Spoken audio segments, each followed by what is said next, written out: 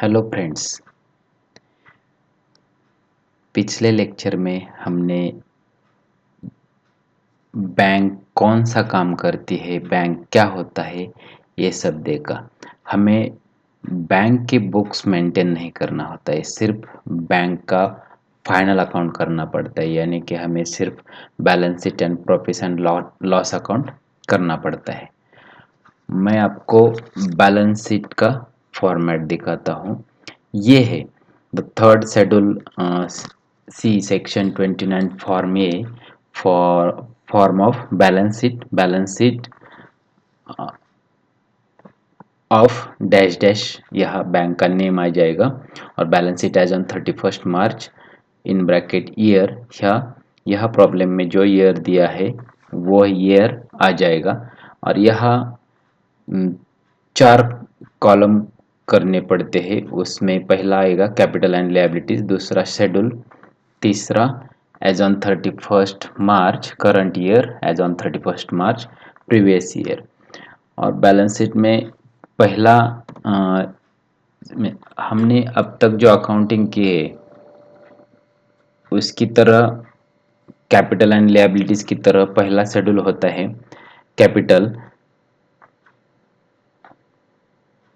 Capital schedule 1। उसमें bank का capital आ जाएगा। देन सेकंड शेड्यूल होता है reserve and surplus. Then third schedule is deposit. हम जो बैंक में अलग अलग डिपॉजिट रखते हैं उसमें सेविंग डिपॉजिट होगा, करंट डिपॉजिट होगा, फिक्स डिपॉजिट होगा, तो ये डिपॉजिट में आ जाएंगे।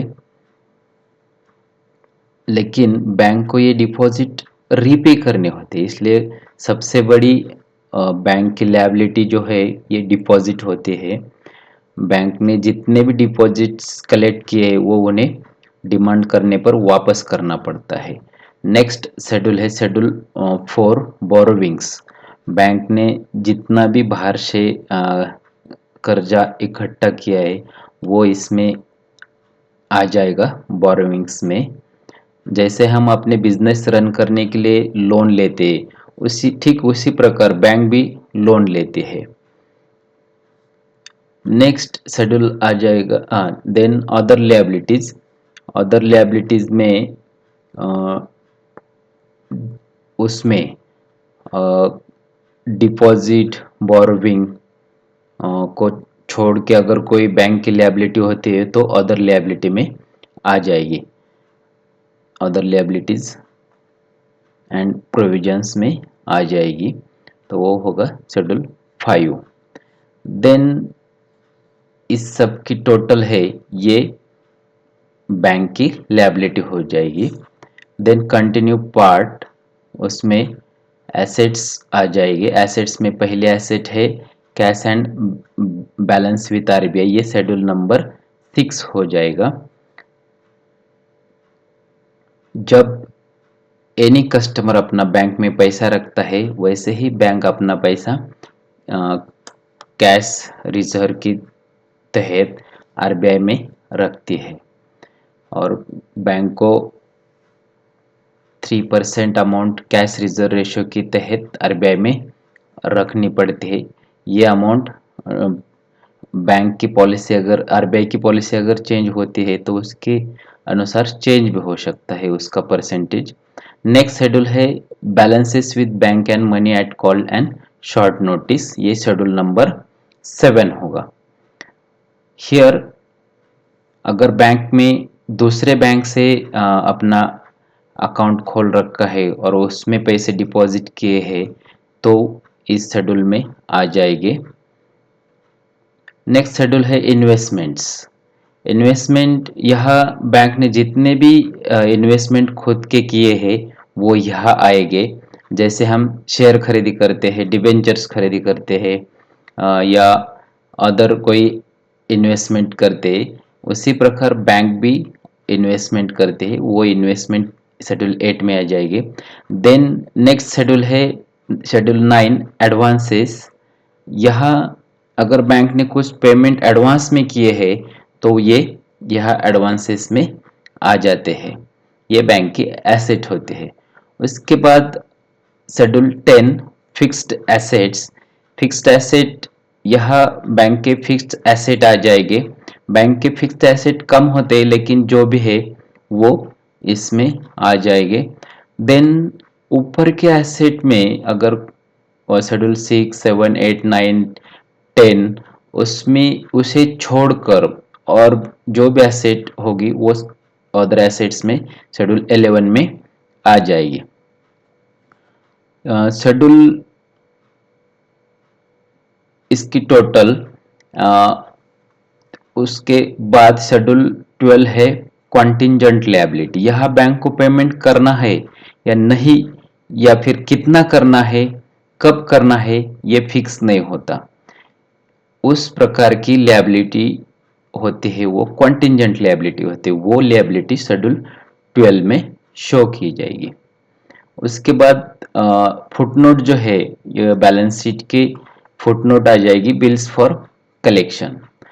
हम अब एक एक शेड्यूल देखते हैं कि शेड्यूल 1 में क्या आता है, शेड्यूल 2 में क्या आता है। यहाँ शेड्यूल 1 जो है, शेड्यूल 1 है कैपिटल। अब यहाँ शेड्यूल 1 यानी कि कैपिटल में सभी शेड्यूल हम 1 बाय 1 देखेंगे। पहला शेड्यूल है कैपिटल। कैपिटल में कैपिटल सबका फॉर्मेट, अब कैपिटल हो या कौन सा भी शेड्यूल हो उसका फॉर्मेट सेम रहेगा। उसमें हम ये 3 कॉलम कर देंगे। पहला कॉलम है यहाँ पे पहला कॉलम है पर्टिकुलर्स। नेक्स्ट कॉलम है as on 31 March current year, as on 31 March previous year. Most of time हमें प्रीवियस ईयर का प्रॉब्लम में कुछ काम नहीं आता, लेकिन हमें ये फॉर्मेट करना, फॉर्मेट में आ जाना जरूरी है। तो फर्स्ट कैपिटल शेड्यूल नंबर 1, उसमें कैपिटल में क्या आ जाएगा, पहला आ जाएगा for nationalise bank. Nationalise bank ये गवर्नमेंट की बैंक होती है, यानी कि गवर्नमेंट का शेयर उनमें होता है, ज़्यादा से ज़्यादा शेयर गवर्नमेंट का होता है, यानी कि कैपिटल किसका होगा, गवर्नमेंट का। लेकिन हम उस बैंक का अकाउंटिंग नहीं रखेंगे। सो यहाँ सिर्फ आपके इंफॉर्मेशन के लिए मैंने ये शो किया है फॉर्मेट में as it is. Then other bank है for bank incorporated outside India, यानी कि फॉरेन बैंक्स हो गए। तो उसका भी यहाँ पे हम नहीं देखेंगे। ये दो छोड़ के कोई भी नॉर्मल बैंक है उनका हम यहाँ डिटेल में पढ़ाई करने वाले हैं।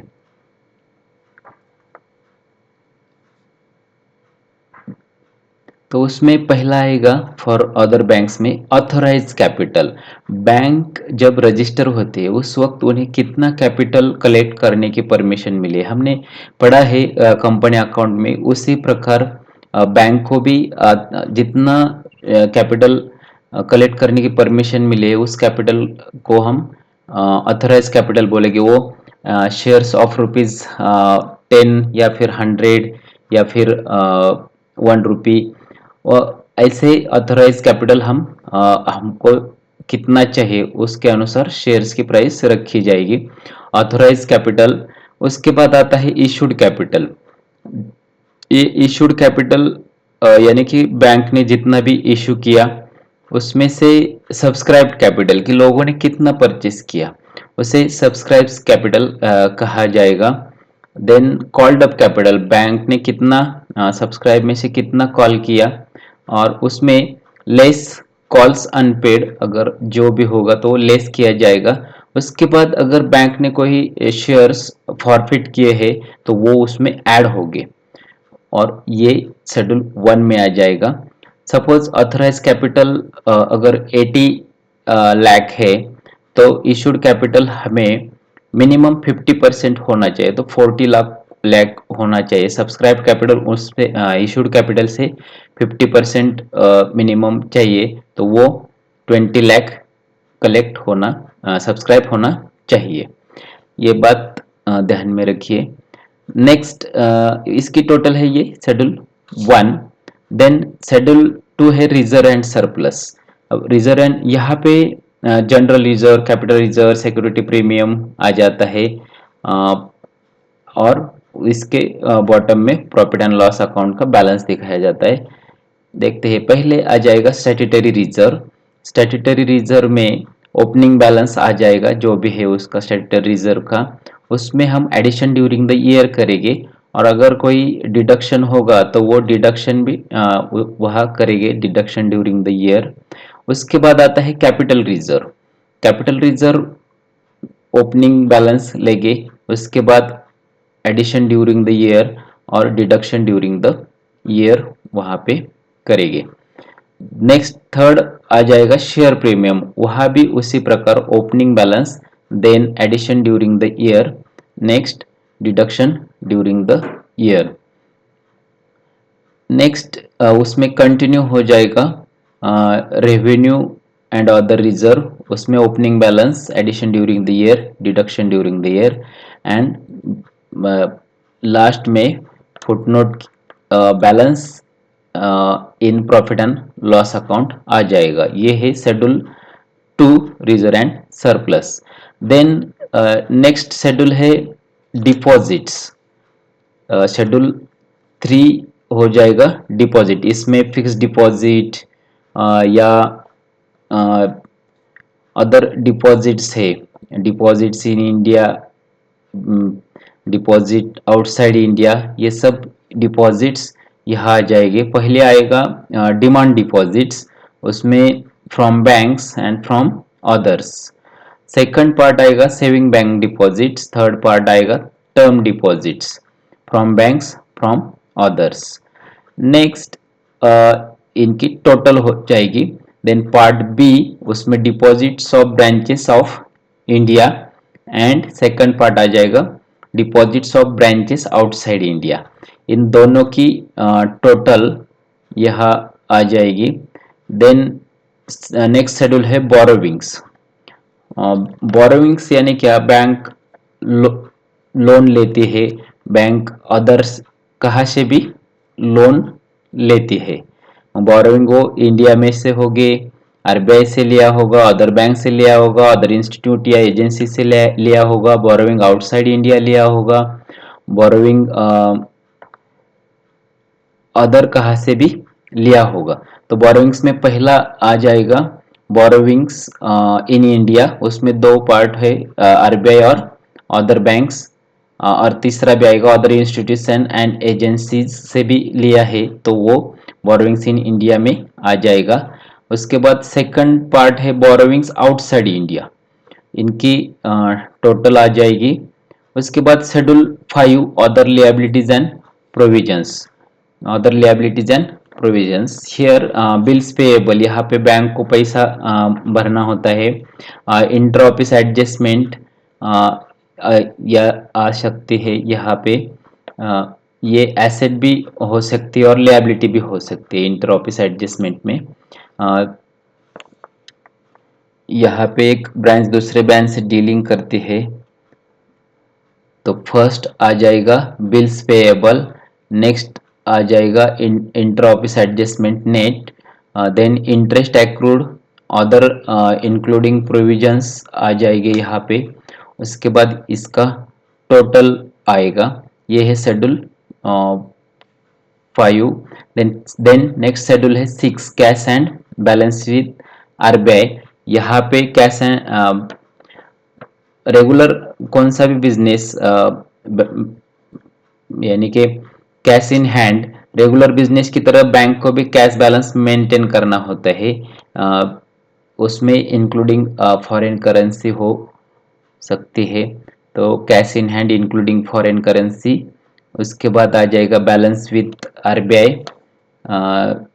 देन बैलेंस विद आरबीआई में करंट अकाउंट भी हो सकता है और अदर अकाउंट्स में भी उनका बैलेंस हो सकता है। उसकी टोटल आ जाएगी, total of first and second, balance in hand and balance with RBI. Next schedule है balance with the bank balance and money at call and short notice. Schedule 7, schedule 7 में आ जाएगा पहला बैलेंस है in India, balance with banks in current account in other deposit accounts, and second part उसमें आ जाएगा money at call and short notice. उसके बाद सेकंड पार्ट आ जाएगा आउटसाइड इंडिया। आउटसाइड इंडिया में भी यहाँ पे in current account in other deposit account and money at call and short notice, इन यहाँ पे आ जाएगी total. Then schedule 8 investments, investments यहाँ इंडिया के भी होगी और आउटसाइड इंडिया के भी होंगे। इंडिया के जो इन्वेस्टमेंट है वो कौन कौन से, जैसे हम इन्वेस्टमेंट करते हैं वैसे बैंक भी इन्वेस्टमेंट करते हैं। वो इन्वेस्टमेंट सिक्योर्ड इन्वेस्टमेंट हो सकती है। तो पहले इन्वेस्टमेंट इन इंडिया, उसमें आ जाएगा गवर्नमेंट सिक्योरिटीज में इन्वेस्टमेंट किया हुआ। उसके बाद अदर अप्रूव्ड सिक्योरिटीज, उसके बाद शेयर्स, उसके बाद debentures and bonds, then subsidiaries and joint ventures. अगर बैंक की कोई सब्सिडरी कंपनी है तो उसमें वो इन्वेस्टमेंट की हो सकती है। उसके बाद अदर्स टू बी स्पेसिफाइड, कोई भी अदर इन्वेस्टमेंट हो सकती है। उसके बाद आ जाएगा इन्वेस्टमेंट इन आउटसाइड इंडिया। वहाँ पे पहला गवर्नमेंट सिक्योरिटीज आउटसाइड में भी हो सकता है, उसके बाद सब्सिडरीज हो सकती है अब्रॉड में बैंक की।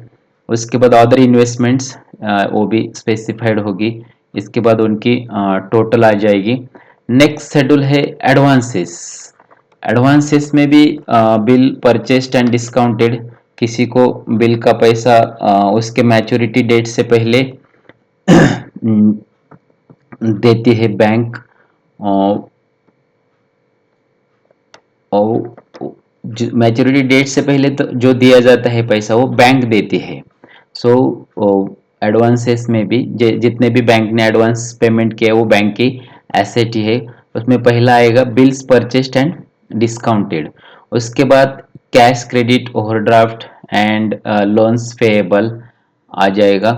देन टर्म लोन्स भी यहाँ पे आ जाएंगे। देन पार्ट बी में secured by tangible assets. Tangible means जो हमें दिखती है वो assets. Next covered by bank और government guarantee. Then unsecured, unsecured भी इन्वेस्टमेंट हो सकते हैं। Then public sector banks others. Then advances in outside India, यहाँ पे एडवांसेस में आ जाएगी, यहाँ पे इनकी टोटल आ जाएगी। उसके बाद शेड्यूल 10 है फिक्स्ड एसेट्स। फिक्स्ड एसेट यानी बैंक के फिक्स्ड एसेट कम होते हैं, लेकिन फिक्स्ड एसेट के बिना बिजनेस नहीं चल सकता। बैंक के पास अगर कम भी होते लेकिन उनके पास भी फिक्स्ड एसेट होते, जैसे कि प्रीमाइसेस, अदर एसेट्स। सो यहाँ हम लेंगे फिक्स्ड एसेट फॉर्मेट में कौन कौन से आ सकते हैं। फर्स्ट है premises at cost as on 31 March, then यानी कि क्लोजिंग डेट को, उसमें आ जाएगा addition during the year, deduction during the year, and उसमें से लेस डेप्रिसिएशन हो जाएगा।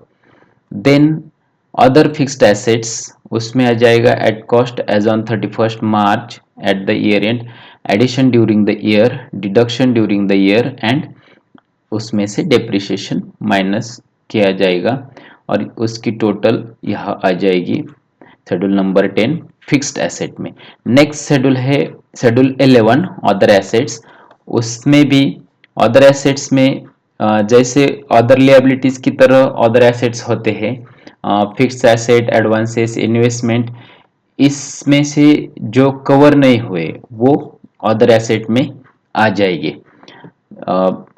जो भी फिक्स्ड एसेट, एडवांसेस, इन्वेस्टमेंट में नहीं है वो यहाँ पे शेड्यूल 11 में अदर एसेट्स में आ जाएंगे। उसमें क्या क्या आएगा, इंटर ऑफिस एडजस्टमेंट आ जाएगा।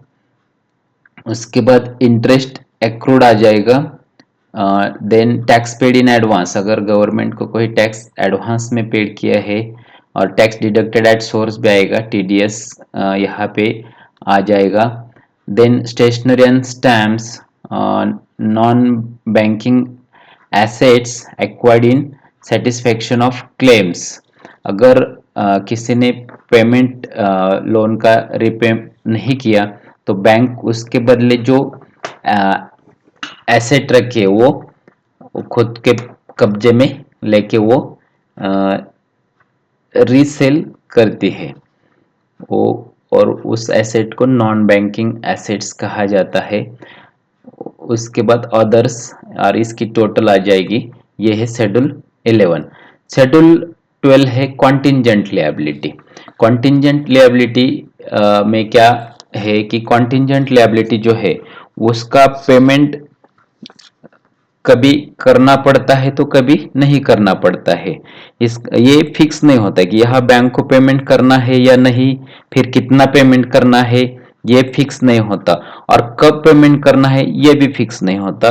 उस प्रकार की जो लायबिलिटी है वो कॉन्टिंजेंट लायबिलिटी में आ जाती है। ये है शेड्यूल 12 कॉन्टिंजेंट लायबिलिटी।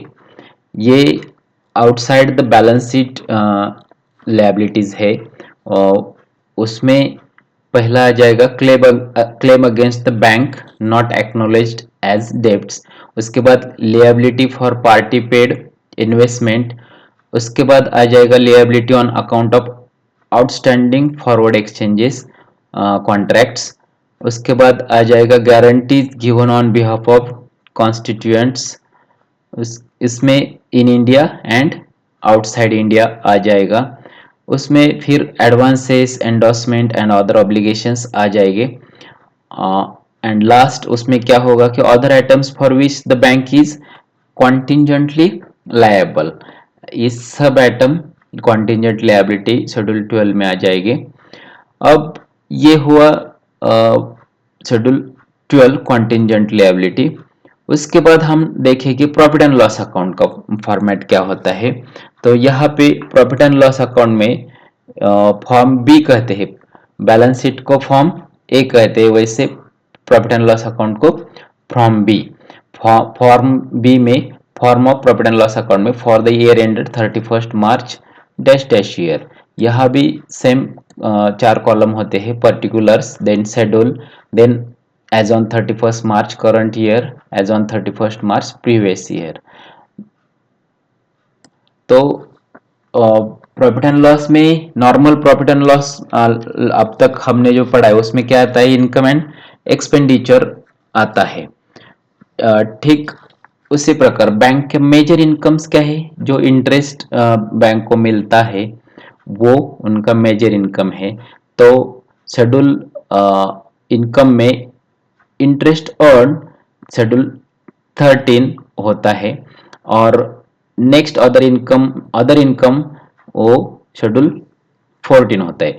बैंक का मेजर इनकम का सोर्स है इंटरेस्ट अर्न, उसके साथ साथ बैंक को अदर इनकम भी मिलता है, वो शेड्यूल 14 में आ जाएगा, उनकी टोटल यहाँ पे आ जाएगी। उसके बाद पार्ट सेकंड है एक्सपेंडिचर। एक्सपेंडिचर में बैंक का मेजर एक्सपेंडिचर है इंटरेस्ट, जो डिपॉजिट पे दिया जाता है वहाँ वो आ जाएगा इंटरेस्ट एक्सपेंडेड, वो है शेड्यूल 15। और इंटरेस्ट एक्सपेंडेड उसके बाद अदर भी ऑपरेटिंग एक्सपेंसेस करने पड़ते हैं बैंक को बैंकिंग बिजनेस रन करने में, तो वो शेड्यूल 16 में आ जाएगी। उसके बाद आ जाएगा प्रोविजन फॉर कॉन्टिजेंसीज एंड उसकी टोटल।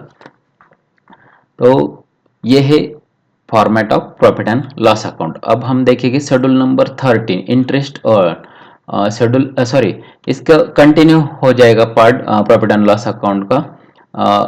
उसमें थर्ड पार्ट आएगा प्रॉफिट और लॉस। इनकम माइनस एक्सपेंडिचर किया तो हमें प्रॉफिट और लॉस मिल जाएगा, और उसमें नेट प्रॉफिट और नेट लॉस भी हो सकता है, और वो ब्रॉड फॉरवर्ड होगा उनकी टोटल। देन चौथा पार्ट है अप्रोप्रिएशन। अप्रोप्रिएशन यानी कि यूज ऑफ प्रॉफिट में, ये प्रॉफिट यूज किया कहाँ कहाँ जाएगा, यानी कि यूज मीन्स डिस्ट्रीब्यूशन भी कह सकते हैं अप्रोप्रिएशंस को। यहाँ पे transfer to statutory reserve 25% of profit compulsorily क्या करना पड़ता है, स्टैट्यूटरी रिजर्व को ट्रांसफर करना पड़ता है। उसके बाद ट्रांसफर टू अदर रिजर्व जो भी होंगे वह transfer to government, propose dividend, अगर कोई डिविडेंड देना है तो वो डिविडेंड को ट्रांसफर की जाएगी। उसके बाद जो भी बैलेंस बचा है, balance carried over to balance sheet. तो ये है प्रॉफिट एंड लॉस अकाउंट का फॉर्मेट। उसमें उसके बाद हम देखेंगे शेड्यूल 13 इंटरेस्ट अर्न। यह इंटरेस्ट अर्न में पहला आ जाएगा इंटरेस्ट और डिस्काउंट ऑन एडवांसेस और बिल्स। उसके बाद इनकम ऑन इन्वेस्टमेंट, उसके बाद interest on balances with RBI and other inter bank funds, ये इंटरेस्ट अर्न में आ जाएगा। उसके बाद चौथा आएगा अदर्स और इनकी टोटल जो है इंटरेस्ट अर्न हो जाएगी। उसके बाद है शेड्यूल 14 अदर इनकम में इंटरेस्ट का इनकम छोड़ के अदर कौन से इनकम है, कमीशन, एक्सचेंज एंड ब्रोकरेज, जो बैंक के सेकेंडरी फंक्शन है उनसे उन्हें ये मिलते हैं अदर इनकम। और देन है profit on sale of investment, less उसमें से लॉस अगर हुआ तो loss on sale of investment. उसके बाद है profit on revaluation of investment, revaluation करते समय लॉस भी हो सकता है या फिर प्रॉफिट भी हो सकता है। Then profit on sale of land, building and other assets, उसमें से less on sale of land, building and other assets हो जाएगा। Then profit on exchange of transactions, transaction exchange करते समय लॉस अगर हुआ तो वो माइनस किया जाएगा। उसके बाद income earn by way of dividend etcetera from subsidiaries, companies and other joint ventures abroad India और इन इंडिया। अगर बैंक का कोई इन्वेस्टमेंट है उस पर उन्हें डिविडेंड मिल जाएगा और उसके साथ उसकी कोई सब्सिडरी कंपनी है तो उन्हें अगर उससे प्रॉफिट हुआ है तो बैंक को भी क्या होगा, उनसे डिविडेंड मिल जाएगा। वो अब्रॉड भी हो सकती है और इन इंडिया भी हो सकती है। उसके बाद मिसलेनियस इनकम, ऊपर की सारी इनकम में से अगर अदर उससे अदर कोई इनकम होता है तो वो मिसलेनियस इनकम में आ जाएगा। यहाँ पे आ जाएगी टोटल। देन शेड्यूल 15 वो है इंटरेस्ट एक्सपेंडेड, उसमें क्या आ जाएगा, interest on deposits, then interest on reserve bank of India, inter bank borrowings, other या अदर इंटरेस्ट एक्सपेंडेड आ जाएंगे यहाँ पे, ये है टोटल। देन शेड्यूल 16 है ऑपरेटिंग एक्सपेंसेस। ऑपरेटिंग एक्सपेंसेस की लिस्ट बहुत बड़ी होगी। ऑपरेटिंग एक्सपेंसेस यानी कि day to day business run करने को जो भी एक्सपेंसेस लगेंगे उन्हें हम ऑपरेटिंग एक्सपेंसेस कहेंगे। बैंक के जो डे टू डे ट्रांजेक्शन है उसको कौन कौन से ऑपरेटिंग एक्सपेंसेस लग सकते हैं, तो पहला है payment to and provisions for employees, दूसरा है रेंट, टैक्सेस एंड लाइटिंग, उसके बाद प्रिंटिंग एंड स्टेशनरी है, चौथा है एडवर्टाइजमेंट एंड पब्लिसिटी, नेक्स्ट है डेप्रिसिएशन ऑन बैंक्स प्रॉपर्टी, उसके बाद directors fees, allowances and expenses, उसके बाद auditors fees and expenses including branch auditors. Next continue होगी ये लिस्ट, बहुत बड़ी लिस्ट हो सकती है।